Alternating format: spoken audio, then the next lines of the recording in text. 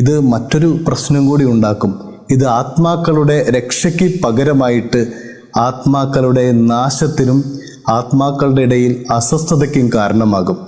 അപ്പോൾ ഒരു ബന്ധം അല്ലെങ്കിൽ ഒരു വ്യക്തി വിഷലിപ്തമാണെങ്കിൽ മറ്റുള്ളവരുടെ നന്മയ്ക്ക് അല്ലെങ്കിൽ മറ്റുള്ളവരെ ദൈവത്തിലേക്ക് അടുപ്പിക്കാൻ ആത്മാവിൻ്റെ വലിയ ചൈതന്യത്തിലേക്ക് അവരെ ഉയർത്തിക്കൊണ്ടുവരാൻ ഇല്ലെങ്കിൽ നാം തിരിച്ചറിയണം, ഇത് ദൈവത്തിൽ നിന്നുള്ള നിയമങ്ങളല്ല.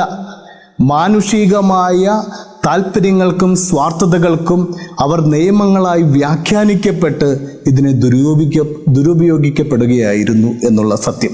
ഇവിടെയാണ് കർത്താവ് പറയുന്നത്, കർത്താവ് ഒന്നും ആരെയും അടിച്ചേൽപ്പിക്കുന്നില്ല. അവരുടേതായ ഇടങ്ങൾ കൊടുക്കുകയാണ്. തീരുമാനങ്ങൾ അവരെടുക്കട്ടെ എന്ന് കർത്താവ് കാത്തിരിക്കുകയാണ്.